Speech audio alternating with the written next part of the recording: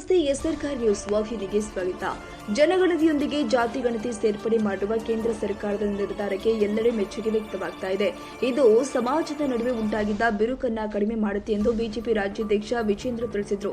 ಈ ಬಗ್ಗೆ ಮಾತನಾಡಿದರು. ರಾಜ್ಯದಲ್ಲಿ ಸಿಎಂ ಸಿದ್ದರಾಮಯ್ಯ ನೇತೃತ್ವದ ಕಾಂಗ್ರೆಸ್ ಸರ್ಕಾರ ಜಾತಿ ಗಣತಿಯ ಹೆಸರಲ್ಲಿ ಸಮುದಾಯಗಳ ನಡುವೆ ವಿಷ ಬೀಜ ಬಿತ್ತುವ ಮೂಲಕ ಸಮಾಜವನ್ನ ಒಡೆಯುವ ಕೆಲಸ ಮಾಡ್ತಾ ಇದೆ. ಆದರೆ ಕೇಂದ್ರ ಸರ್ಕಾರ ಇದಕ್ಕೆ ತಕ್ಕ ಉತ್ತರ ಕೊಡಲಿದೆ ಎಂದಿದ್ದಾರೆ.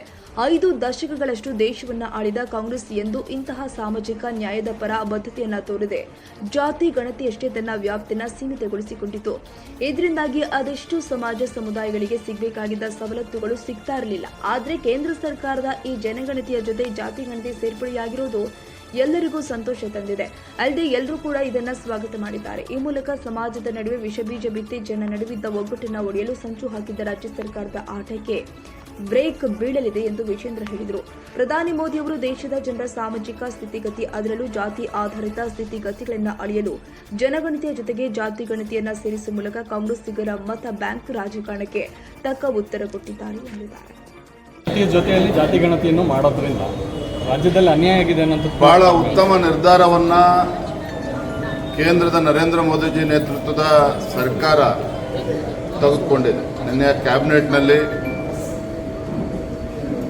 ಜನಗಣತಿಯ ಜೊತೆಯಲ್ಲಿ ಜಾತಿ ಜನಗಣತಿನೂ ಕೂಡ ಮಾಡ್ತೇವೆ ಅನ್ನೋ ಒಂದು ಪ್ರಮುಖವಾಗಿರ್ತಕ್ಕಂಥ ನಿರ್ಧಾರವನ್ನು ಘೋಷಣೆ ಮಾಡಿದ್ದಾರೆ.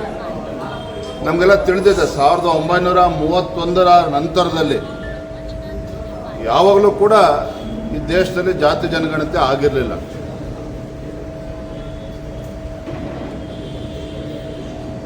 ನರೇಂದ್ರ ಮೋದಿಜಿಯವರ ಇಚ್ಛೆ ಈ ದೇಶದಲ್ಲಿರ್ತಕ್ಕಂಥ ಪ್ರತಿಯೊಬ್ಬ ಪ್ರಜೆಗೂ ಕೂಡ ನ್ಯಾಯ ಸಿಗಬೇಕು, ಎಲ್ಲ ಸಮಾಜ ಎಲ್ಲ ಸಮುದಾಯಗಳಿಗೂ ಕೂಡ ಸವಲತ್ತುಗಳು ತಲುಪಬೇಕು, ಸಮಾಜದ ಕಟ್ಟಕಡೆಯ ವ್ಯಕ್ತಿಗೂ ಕೂಡ ನ್ಯಾಯ ಸಿಗಬೇಕು ಅನ್ನುವ ಒಂದು ಧ್ಯೇಯ ಉದ್ದೇಶದೊಂದಿಗೆ ಇವತ್ತು ನರೇಂದ್ರ ಮೋದಿಜಿಯವರು ಪ್ರಧಾನಮಂತ್ರಿಗಳಾಗಿ ಇವತ್ತು ಸೇವೆಯನ್ನು ಸಲ್ಲಿಸ್ತಾ ಇರ್ತಕ್ಕಂಥ ಸಂದರ್ಭದಲ್ಲಿ ಒಂದು ನಿರ್ಧಾರ, ಜನಗಣತಿಯ ಜೊತೆಯಲ್ಲಿ ಜಾತಿ ಜನಗಣತಿ ಮಾಡ್ತೇವೆ ಅನ್ನೋ ನಿರ್ಧಾರ ಇಡೀ ದೇಶಾದ್ಯಂತ ಎಲ್ಲರೂ ಕೂಡ ಸ್ವಾಗತ ಮಾಡಿದ್ದಾರೆ. ವಿಶೇಷವಾಗಿ ನಮ್ಮ ರಾಜ್ಯದಲ್ಲಿ